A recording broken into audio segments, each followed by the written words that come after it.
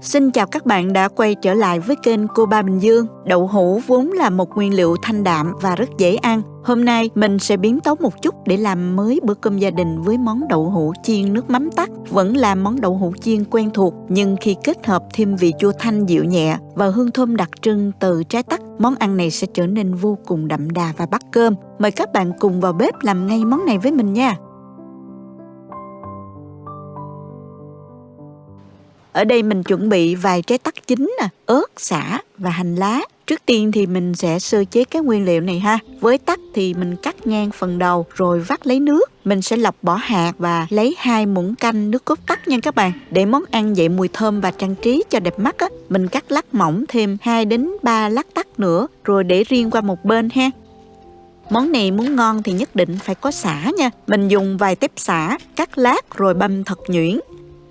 Tiếp theo là phần ớt để tạo vị cay kích thích vị giác đó. Ở đây thì mình dùng ớt chỉ thiên, các bạn băm nhuyễn. Bạn nào không ăn cay được thì mình thay bằng ớt sừng ha.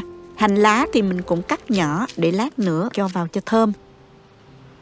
Hôm nay mình dùng 6 miếng đậu hũ đã được chiên sẵn như thế này. Nếu thích thì các bạn cũng có thể mua đậu hũ trắng về mình tự chiên. Miếng đậu hũ này khá dài nên mình sẽ cắt làm đôi. Sau đó khí nhẹ trên bề mặt thành 9 ô vuông nhỏ. Các bạn lưu ý là mình chỉ khí nhẹ tay thôi ha, không cắt đứt hoàn toàn đâu nha. Cách này sẽ giúp đậu hũ khi chiên giòn đều hơn và dễ thấm nước sốt hơn đó. Mình cứ khứa tương tự như vậy cho đến hết luôn ha. Bây giờ mình cho chảo dầu lên bếp nè, đợi dầu sôi thì mình thả đậu hũ vào chiên. Khi đậu hũ vàng giòn, các đường khứa sẽ bung nở ra nhìn rất là đẹp mắt, đồng thời giúp gia vị dễ dàng len lỏi vào sâu bên trong miếng đậu hũ. Mình chiên khoảng từ 5 đến 10 phút cho đậu hũ giòn đều, rồi mình vớt ra để cho ráo dầu nha các bạn.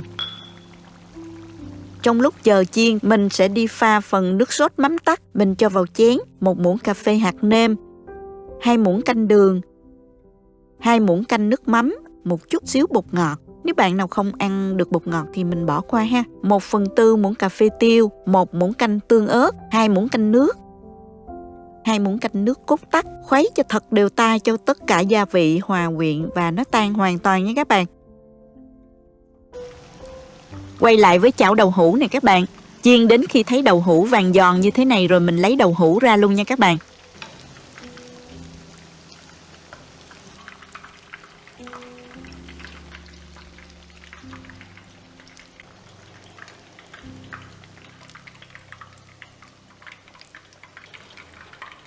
Tiếp đến thì mình cho vào chảo khoảng từ 1 đến 2 muỗng canh dầu ăn nè. Rồi mình cho phần sả băm vào phi thơm. Tiếp đến thì mình cho ớt băm vào phi cùng luôn ha. Khi sả và ớt đã dậy mùi thơm rồi và nó hơi săn lại đó thì mình đổ hết chén nước sốt vừa pha vào chảo này luôn. Giữ lửa vừa và đun cho hỗn hợp sôi khoảng 1 phút ha. Lúc này thì mình trút ngay phần đậu hũ chiên giòn vào. Lật trở đều tay để nước sốt áo một lớp mỏng quanh từng miếng đậu. Sau đó hạ lửa nhỏ rim thêm khoảng 3 phút nữa. Đến khi thấy nước sốt kẹo lại và rút hết vào trong miếng đậu hũ là được nha các bạn. Cuối cùng để món ăn thêm phần hấp dẫn, mình cho hết những lát tắc đã cắt mỏng lên trên, rắc thêm một chút hành lá và một ít tiêu xay cho dậy mùi thơm. Vậy là món đậu hũ chiên nước mắm tắc của mình đã hoàn thành rồi nè các bạn. Giờ thì mình trình bày ra đĩa và thưởng thức thôi.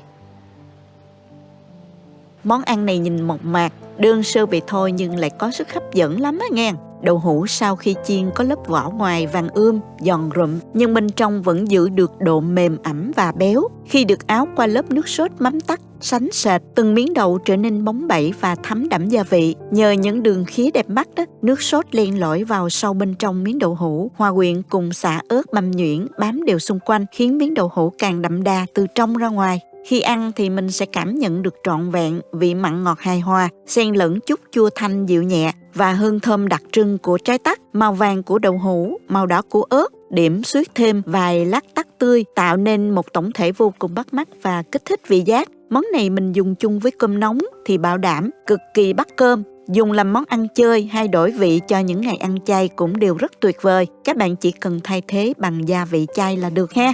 Chúc các bạn có những bữa cơm gia đình thật ngon miệng. Xin chào tạm biệt và hẹn gặp lại các bạn trong video lần sau.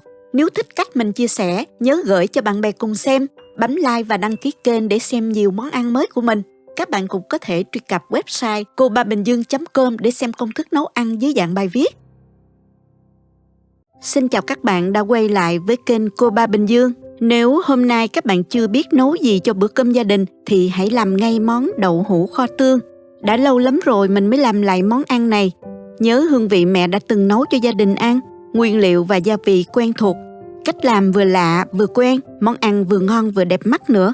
Sự kết hợp giữa độ béo thơm của đậu hũ và vị đậm đà của tương hột tạo nên hương vị đặc trưng hấp dẫn, cả người lớn và trẻ em đều thích. Nào hãy cùng mình vào bếp thực hiện ngay nha. Chúng ta có thể xem những thành phần nguyên liệu chi tiết, hình ảnh nguyên liệu cụ thể để thực hiện món này ở cuối video hoặc tham khảo những dụng cụ nhà bếp mình hay sử dụng bên dưới phần mô tả của video. Để làm món này các bạn nên chọn đậu hũ trắng, không cứng quá cũng không quá mềm. Nên chọn loại đậu hũ vừa là tốt nhất nha. Mình mua loại trong hộp này nè. Các bạn thấy trên bao bì nó ghi medium firm là loại vừa, loại này kho sẽ ngon hơn nha các bạn. Bạn nào ở Việt Nam thì có rất nhiều các loại đậu hũ khác nhau, đóng hộp hoặc là không đóng hộp đều có, bạn sẽ dễ dàng lựa chọn hơn ha. Một hộp như vậy khoảng 400 gram, mình dùng 1,5 hộp nha các bạn. Mình lấy đậu hũ ra và rửa lại và cắt thành những cái miếng chữ nhật như thế này.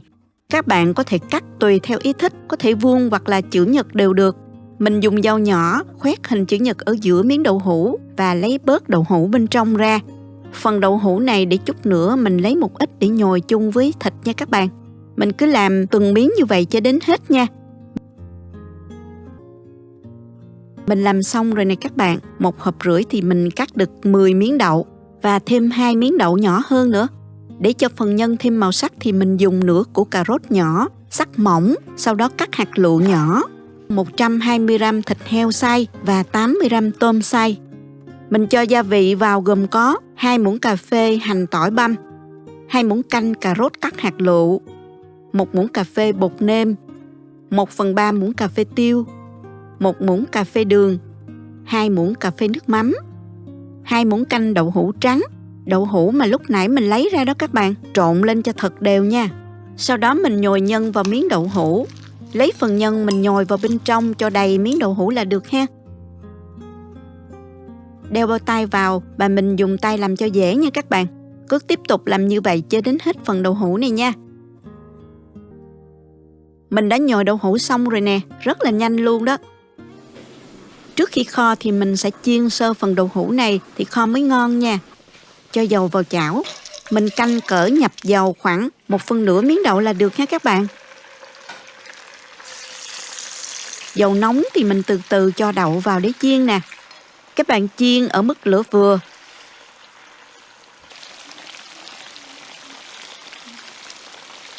Khi đậu vàng mặt dưới thì mình trở qua mặt còn lại để chiên. Mình trở qua mặt hông nữa. Vàng sơ hết các mặt đậu như vậy là được rồi.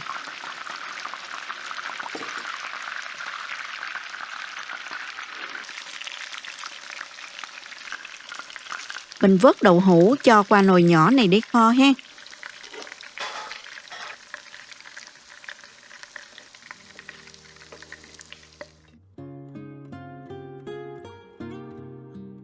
Pha nước sốt kho gồm có 1 muỗng cà phê bột nêm, 1 muỗng canh dầu hào, 2 muỗng canh nước tương,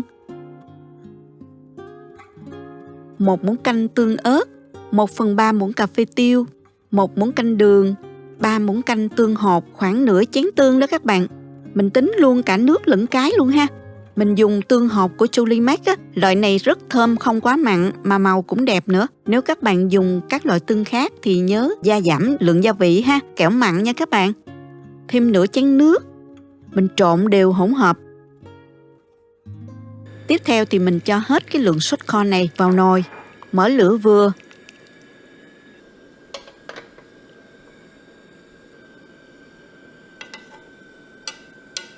Khi sốt sôi lên thì các bạn hạ lửa trung bình nhỏ và mình rim cho đậu từ từ thấm gia vị ha. Rim với mức lửa nhỏ từ 15 đến 20 phút. Khi thấy lượng nước kho rút lại còn 1/2 là được nha. Mình tắt bếp, rắc tiêu và hành lá cho thơm.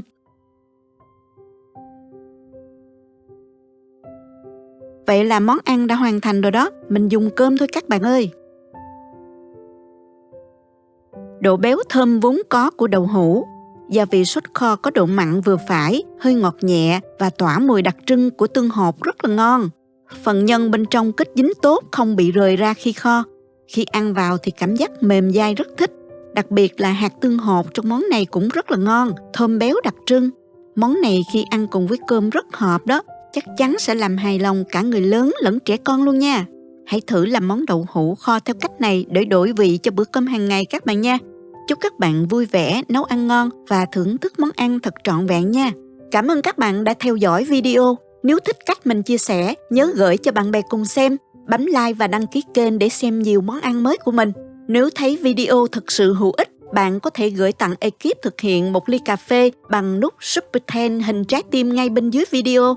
Các bạn cũng có thể truy cập website cobabinhdương.com để xem công thức nấu ăn dưới dạng bài viết. Chào tạm biệt và hẹn gặp lại các bạn trong video kỳ tới nha.